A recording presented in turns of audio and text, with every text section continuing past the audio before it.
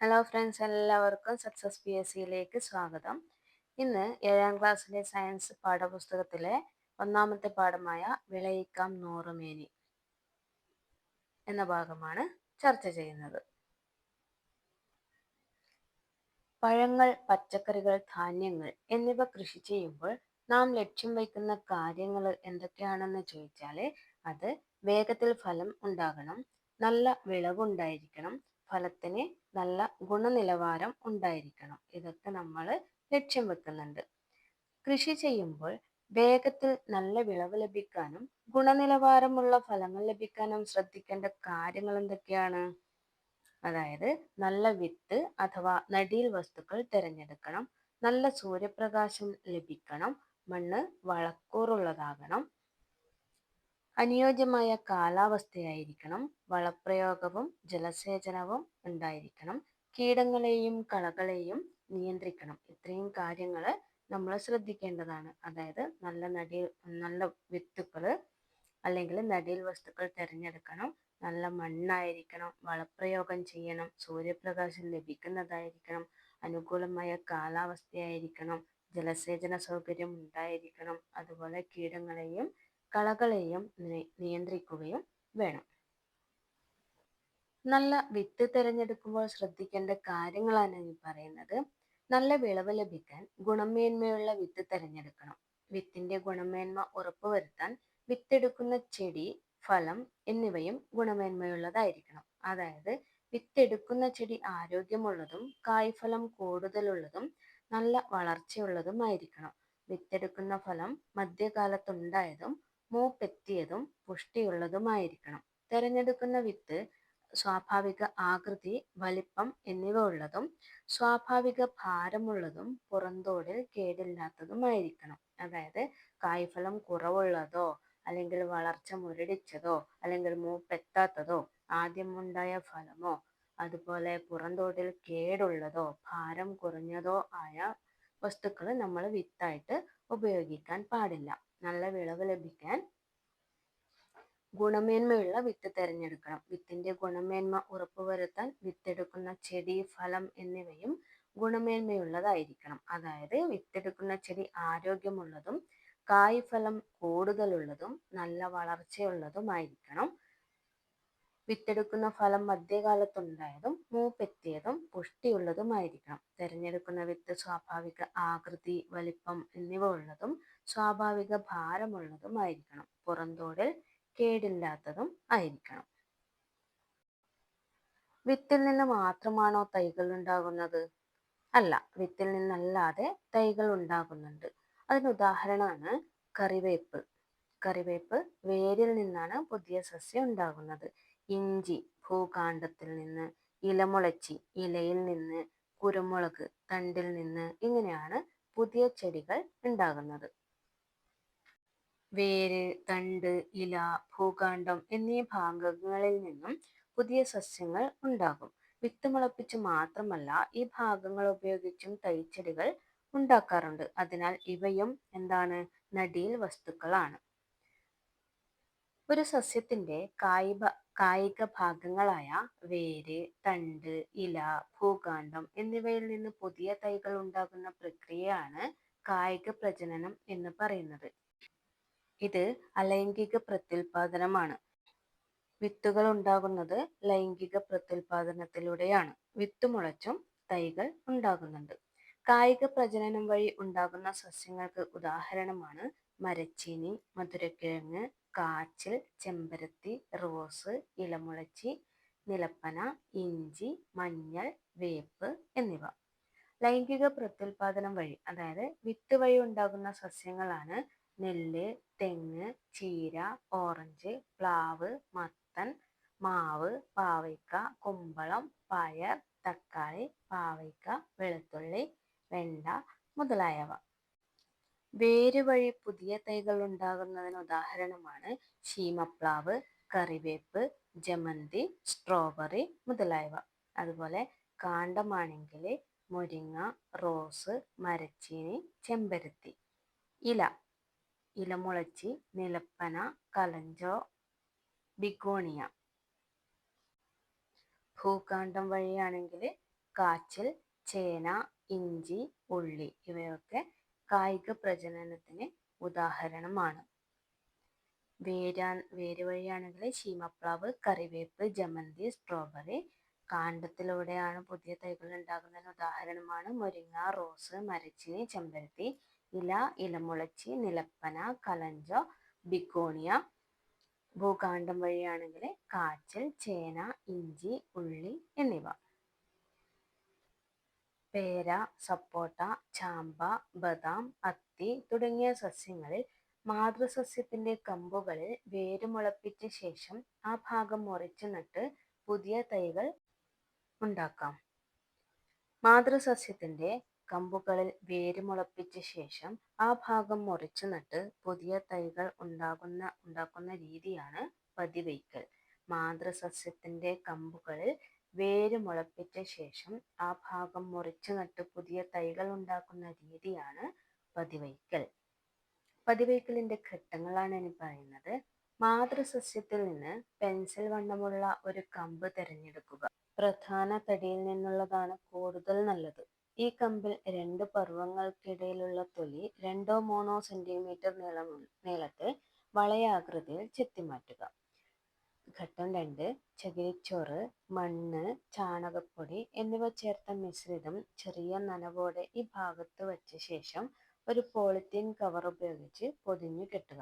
ആവശ്യമെങ്കിൽ ഇടയ്ക്ക് നനക്കണം. ഘട്ടം 3. 2 മാസത്തിനകം പതിവച്ച ഭാഗത്ത് ധാരാളം വേരുകൾ ഉണ്ടാവും. വേരുമുളച്ച കമ്പ് പതിവച്ചതിന് താഴെ മുറിച്ചെടുത്ത് ചെടിച്ചട്ടിയിലോ ഗ്രോ ബാഗിലോ നടാവുന്നതാണ്. വളർന്നു തുടങ്ങിയാൽ മണ്ണിലേക്ക് മാറ്റി നടാം. ഇത് പേരയിൽ പതിവയ്ക്കുന്ന ഘട്ടങ്ങളാണ്. മാതൃസസ്യത്തിന്റെ കമ്പുകളിൽ വേരുമുളപ്പിച്ച ശേഷം ആ ഭാഗത്ത് മുറിച്ചു നട്ട് പുതിയ തൈകൾ ഉണ്ടാക്കുന്ന രീതിയാണ് പതിവയ്ക്കൽ. 2 തരം പതിവയ്ക്കൽ രീതികളുണ്ട്. വായുവിൽ പതിവയ്ക്കൽ, നാഗപതിവയ്ക്കൽ. വായുവിൽ പതിവയ്ക്കൽ ഫലപ്രദമായ സസ്യങ്ങളാണ് പേര, കശുമാവ്, സപ്പോട്ട, റോസ്, ചാമ്പ, അത്തി, ബദാം മുതലായവ. നാഗപതിവയ്ക്കൽ ഫലപ്രദമായ സസ്യങ്ങളാണ് ബോഗൺവില്ല, മുല്ല, പിച്ചി, വെറ്റില, കുരുമുളക്, മുന്തിരി, ജമന്തി എന്നിവ. പതിവയ്ക്കൽ എന്നാൽ മാതൃസസ്യത്തിന്റെ കമ്പുകളിൽ വേര് മുളപ്പിച്ച ശേഷം ആ ഭാഗം മുറിച്ചു നട്ട് പുതിയ തൈകൾ ഉണ്ടാക്കുന്ന രീതിയാണ് പതിവയ്ക്കൽ.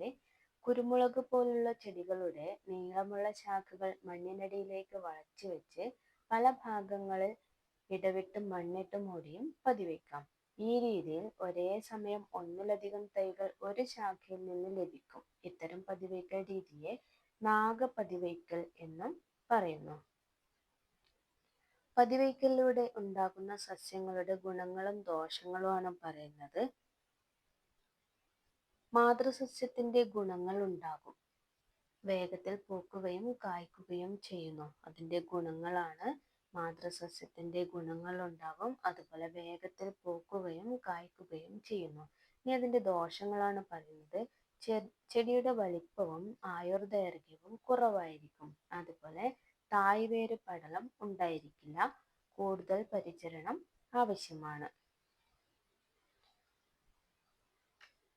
തണ്ട് ഉപയോഗിച്ചുള്ള കായിക പ്രജനന രീതിയുടെ വിജയസാധ്യത പരമാവധി കൂട്ടാൻ ആക്സിൻ പോലുള്ള സസ്യ ഹോർമോണുകൾ അടങ്ങിയ ലായനിയിൽ വേരുമുളയ്ക്കേണ്ട കാണ്ഡഭാഗം മുക്കിവെച്ച് വേഗത്തിൽ വേര് പിടിപ്പിക്കുന്ന രീതി ഇന്ന് നിലവിലുണ്ട്. അടുത്തത് കമ്പൊട്ടിക്കലാണ് പറയുന്നത്. കമ്പൊട്ടിക്കൽ വഴി ഉണ്ടാകുന്ന തൈകളുടെ ഗുണങ്ങളാണ്. വേഗത്തിൽ പൂക്കുകയും കായ്ക്കുകയും ചെയ്യുന്നു. നല്ല ഗുണമേന്മയുള്ള ഫലങ്ങൾ ഉണ്ടാവും. നമ്മുടെ മണ്ണിൽ നന്നായി വളരും. അപ്പോൾ എന്താണ് കമ്പൊട്ടിക്കൽ എന്നാൽ? ഗുണമേന്മയുള്ള ഒരു സസ്യത്തിന്റെ കമ്പ് അതേ വർഗത്തിൽപ്പെട്ട വേരോട് കൂടിയ മറ്റൊരു സസ്യത്തിൽ ഒട്ടിച്ചേർത്ത് മികച്ച ഇനം തൈ ഉൽപ്പാദിപ്പിക്കുന്ന രീതിയാണ് കമ്പൊട്ടിക്കൽ. ഒട്ടിക്കാനായി തിരഞ്ഞെടുക്കുന്ന വേരോട് കൂടിയ ചെടിയെ റൂട്ട് സ്റ്റോക്ക് എന്നും ഒട്ടിക്കുന്ന കമ്പിനെ സയൺ എന്നും പറയുന്നു. കമ്പൊട്ടിക്കലിന് വേണ്ടി തിരഞ്ഞെടുക്കുന്ന വേരോട് കൂടിയ ചെടിയെ വിളിക്കുന്ന പേരാണ് റൂട്ട് സ്റ്റോക്ക്. കമ്പൊട്ടിക്കലിന് വേണ്ടി തിരഞ്ഞെടുക്കുന്ന കമ്പോട് കൂടിയ ചെടിയെ വിളിക്കുന്ന പേരാണ് സയൺ. ഇനി കമ്പൊട്ടിക്കൽ പ്രക്രിയയാണ്. 6 മാസം മുതൽ 1 വർഷം വരെ പ്രായമുള്ള ഒരു മൂവാണ്ടൻ മാവിന്റെ തൈ തിരഞ്ഞെടുക്കുക. വേരോട് കൂടിയ ഈ ചെടിയെ റൂട്ട് സ്റ്റോക്ക് എന്ന് പറയുന്നു.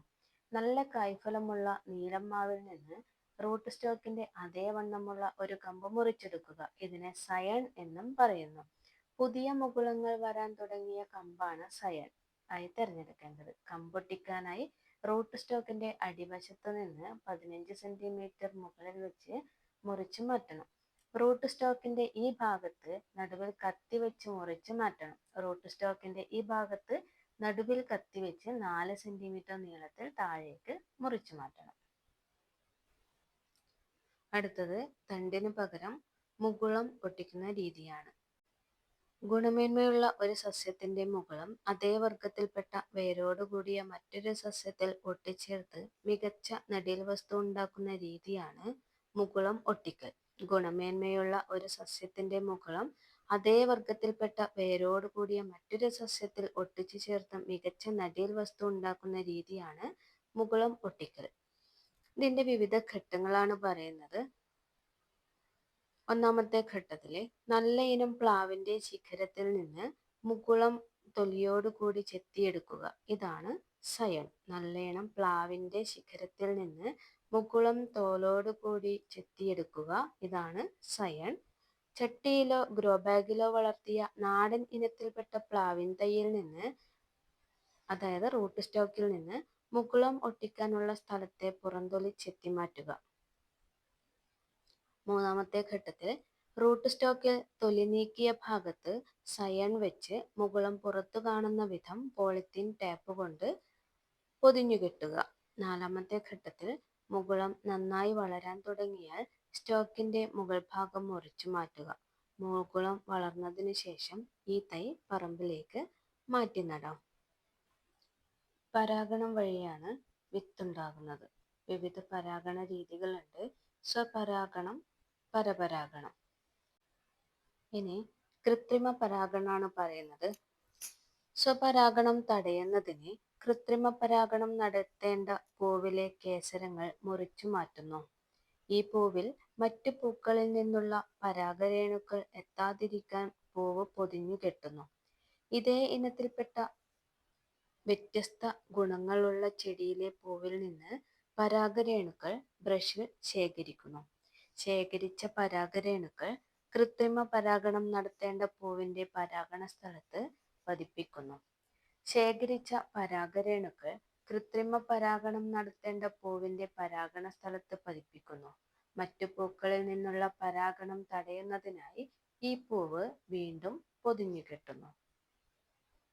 ഇത് പൂവ് നന്നായി വിരിഞ്ഞ ശേഷമാണ് കൃത്രിമ പരാഗണം നടത്തേണ്ടത്. അടുത്തത് വർഗസങ്കരണം. ഒരേ വർഗത്തിൽപ്പെട്ടതും വ്യത്യസ്ത ഗുണങ്ങളുള്ളതുമായ രണ്ട് ചെടികൾ തമ്മിൽ കൃത്രിമ പരാഗണം നടത്തി രണ്ടിന്റെയും ഗുണങ്ങൾ ചേർന്ന പുതിയ വിത്തുകൾ ഉൽപ്പാദിപ്പിക്കുന്ന രീതിയാണ് വർഗസങ്കരണം. ഇങ്ങനെ ഉണ്ടാക്കുന്ന വിത്തുകളിൽ നിന്ന് ഗുണമേന്മയുള്ള വിത്തുകൾ തിരഞ്ഞെടുക്കുന്നു. ഇവയാണ് സങ്കര ഇനം വിത്തുകൾ. ഒരേ വർഗത്തിൽപ്പെട്ടതും വ്യത്യസ്ത ഗുണങ്ങളുള്ളതുമായ രണ്ട് ചെടികൾ തമ്മിൽ കൃത്രിമ പരാഗണം നടത്തി രണ്ടിന്റെയും ഗുണങ്ങൾ ചേർന്ന പുതിയ വിത്തുകൾ ഉൽപ്പാദിപ്പിക്കുന്ന രീതിയാണ് വർഗസങ്കരണം. ഇങ്ങനെ ഉണ്ടാക്കുന്ന വിത്തുകളിൽ നിന്ന് ഗുണമേന്മയുള്ള വിത്തുകൾ തിരഞ്ഞെടുക്കുന്നു. ഇവയാണ് സങ്കര ഇനം വിത്തുകൾ. ചില സങ്കര ഇനം വിത്തുകളാണ് ഇനി പറയുന്നത്. മുളക്, ഉജ്ജ്വല, ജ്വാലാമുഖി എന്നീ സങ്കര ഇനം വിത്തുകളാണ് മുളകിൻ്റെത്. അടുത്തത് പയർ, ജ്യോതിക, ഭാഗ്യലക്ഷ്മി. അതുപോലെ ലോല, മാലിക, ഇതും പയറിന്റെ സങ്കര ഇനം വിത്തുകളാണ്. മുളകിന്റെ സങ്കര ഇനം വിത്തുകൾ ഉജ്ജ്വല, ജ്വാലാമുഖി, അനുഗ്രഹ അതും ഉണ്ട്. അതുപോലെ പയർ, ജ്യോതിക, ഭാഗ്യലക്ഷ്മി, ലോല, മാലിക എന്നിവ. അടുത്തത് നെല്ല്, പവിത്ര, അന്നപൂർണ, ഹ്രസ്വ, ഇതൊക്കെ നെല്ലിന്റെ സങ്കര ഇനം വിത്തുകളാണ്. തെങ്ങ്, ചന്ദ്രലക്ഷ, ചന്ദ്രശങ്കര, ഇതൊക്കെ തെങ്ങിന്റെ സങ്കര ഇനം വിത്തുകൾ. വെണ്ട, സൽകീർത്തി, കിരൺ, അർക്ക, അനാമിക ഇതൊക്കെ വെണ്ടയുടെ സങ്കരയിനം വിത്തുകളാണ്. അതുപോലെ വഴുതന, ഹരിത, നീലിമ ഇതൊക്കെ വഴുതനയുടേതാണ്. തക്കാളി, മുക്തി, അക്ഷയ, അനഘ ഇതൊക്കെ തക്കാളിയുടെ സങ്കരയിനം വിത്തുകളാണ്. കേരളത്തിലെ പ്രധാന കാർഷിക ഗവേഷണ കേന്ദ്രങ്ങളാണ് ഇനി പറയുന്നത്. കേരളത്തിൽ ഏറ്റവും പ്രധാനപ്പെട്ട കാർഷിക ഗവേഷണ കേന്ദ്രമാണ് കേരള കാർഷിക സർവകലാശാല. വിവിധയിനം വിളകൾ, മൃഗങ്ങൾ, പക്ഷികൾ മുതലായവയെക്കുറിച്ചുള്ള ഗവേഷണങ്ങളും വിജ്ഞാന വ്യാപന പരിപാടികളാണ് മുഖ്യ പ്രവർത്തനങ്ങൾ.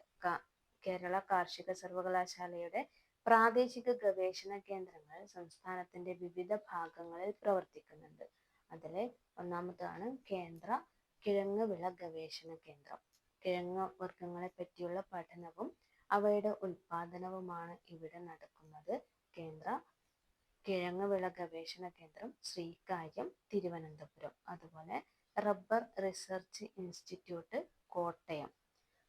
അത്യുൽപാദന ശേഷിയുള്ളതും വിവിധ ഭൂവിഭാഗങ്ങൾക്ക് അനുയോജ്യവുമായ റബ്ബർ ഇനങ്ങൾ വികസിപ്പിക്കുന്നു.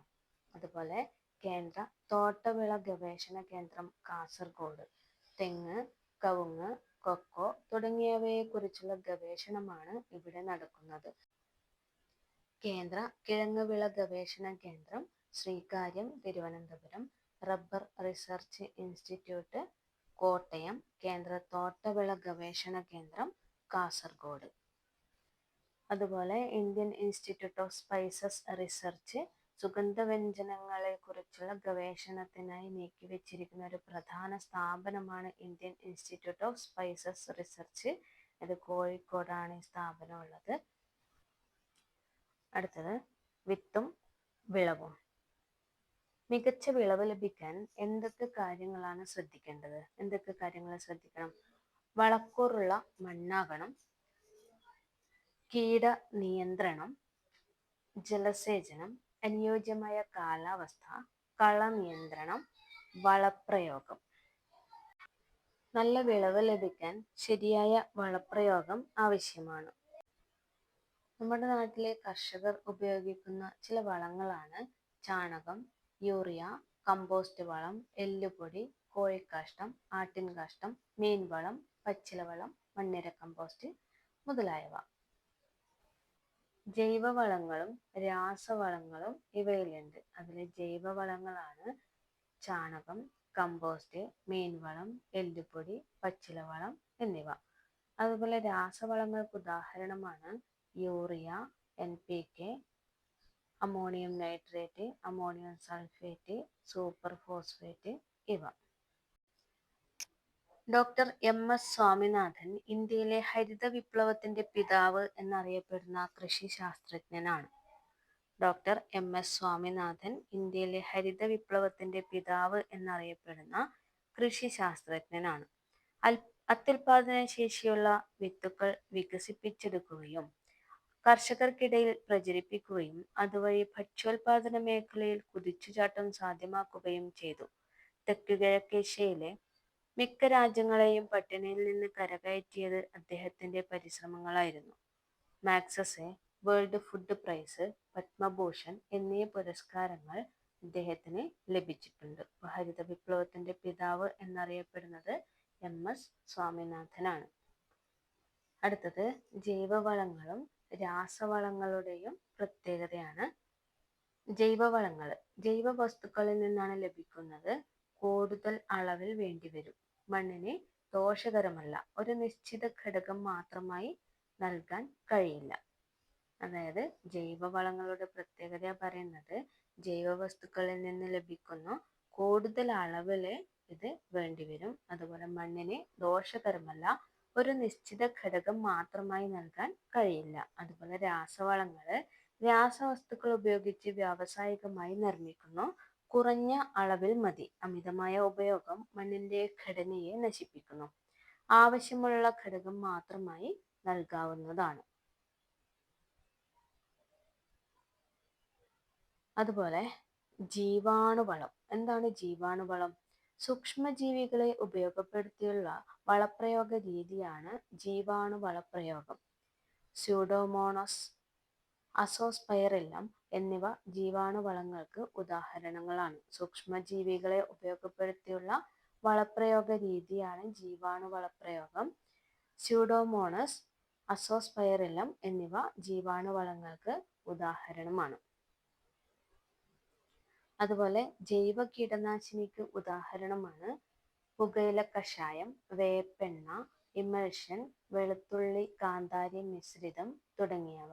രാസകീടനാശിനികൾക്ക് ഉദാഹരണമാണ് DDT, എൻഡോസൾഫാൻ, കാർബോഫ്യൂറാൻ, ലിൻഡേൻ, മാലത്തിയോൺ എന്നിവ. മാർഗങ്ങൾ രണ്ട് തരത്തിലുണ്ട്: ജൈവ നിയന്ത്രണവും യാന്ത്രിക നിയന്ത്രണവും.